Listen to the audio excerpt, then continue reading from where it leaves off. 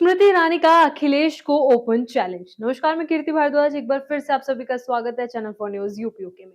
संसद के भीतर शुरू हुई एक बहस अब उत्तर प्रदेश की सियासत में खुली जुबानी जंग में बदलती नजर आ रही है। महिला आरक्षण बिल पर चर्चा के दौरान कही गई एक टिप्पणी ने ऐसा सियासी तूफान खड़ा कर दिया है जिसमें अब सीधे सीधे आरोप, तंज और चुनौती का दौर चल रहा है। कहानी की शुरुआत लोकसभा से होती है, जहां समाजवादी पार्टी के अध्यक्ष और सांसद अखिलेश यादव ने महिला आरक्षण बिल पर चर्चा के दौरान बिना नाम लिए एक तंज कसा। उनका इशारा सास बहू धारावाहिकों की ओर था, जिसे सियासी गलियारों में सीधे तौर पर स्मृति ईरानी से जोड़कर देखा गया। बयान छोटा था लेकिन असर बड़ा हुआ। दिल्ली से उठी ये चिंगारी जल्द ही वाराणसी पहुंची, जहां एक प्रेस कॉन्फ्रेंस के दौरान स्मृति ईरानी ने इस तंज का करारा जवाब दिया। उनके शब्दों में न सिर्फ जवाब था, बल्कि एक सीधी राजनीतिक चुनौती भी छिपी हुई थी।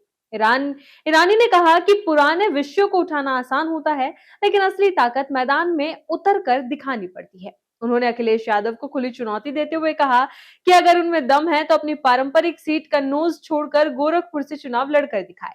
ये सिर्फ एक बयान नहीं था, बल्कि यूपी की सियासत के सबसे अहम मैदानों में से एक की ओर इशारा था। यहीं पर ईरानी ने अपनी राजनीतिक यात्रा का जिक्र करते हुए खुद को एक कामकाजी महिला के तौर पर पेश किया। उन्होंने कहा कि उन्होंने किसी विरासत के सहारे नहीं, बल्कि अपनी मेहनत से पहचान बनाई है। उन्होंने अमेठी का उदाहरण देते हुए याद दिलवाया कि उन्होंने कांग्रेस के गढ़ में जाकर जीत हासिल की थी।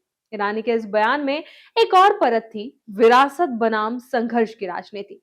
उन्होंने बिना नाम लिए अखिलेश यादव पर निशाना साधते हुए कहा कि जिन्हें राजनीति विरासत में मिली है, उनके लिए ऐसी बातें करना आसान होता है। साथ ही उन्होंने ये भी जोड़ा कि संसद में व्यक्तिगत टिप्पणियों की बजाय विधायी काम पर ध्यान देना चाहिए, खासकर तब जब महिला सशक्तिकरण जैसे अहम बिल पर चर्चा हो रही हो। ये मामला सिर्फ बयान तक सीमित नहीं रहा। ईरानी ने सोशल मीडिया प्लेटफॉर्म एक्स पर भी अपनी प्रतिक्रिया दी।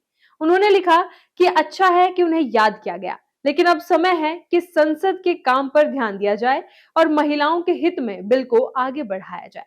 लेकिन कहानी यहीं खत्म नहीं हुई। समाजवादी पार्टी प्रमुख अखिलेश यादव ने भी इस हमले का जवाब देने में देरी नहीं की। उन्होंने 4 पंक्तियों की एक शायरी के जरिए पलटवार किया, जिसमें सीधे तौर पर सरकार और बीजेपी पर जनता से दूर होने का आरोप लगाया गया। उनके शब्दों में तंज भी था और राजनीतिक संदेश भी। उन्होंने लिखा, हर बात से अगर साजिश की बू आई न होती, यकीन करते लोग अगर बात जुमलाई न होती। दरअसल अगर आवाम से दोस्ती निभाई होती तो इतनी जल्दी विदाई की घड़ी आई ना होती। इस शायरी ने इस पूरे विवाद को और ज्यादा धार दे दी। अब ये सिर्फ दो नेताओं के बीच की बयानबाजी नहीं रह गई, बल्कि इसे यूपी की व्यापक राजनीतिक लड़ाई के तौर पर देखा जाने लगा है।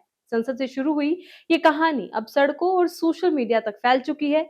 समर्थकों के बीच बहस छिड़ चुकी है और हर कोई अपने अपने नेता के पक्ष में तर्क दे रहा है। इस जुबानी जंग ने एक बार फिर ये साफ कर दिया है कि भारतीय राजनीति में शब्द भी हथियार होते हैं और सही वक्त पर इस्तेमाल किया जाए तो उनका असर दूर तक जाता है। इसी तरह की खबरों के लिए बने रहे चैनल फॉर न्यूज यूपीयूके के साथ।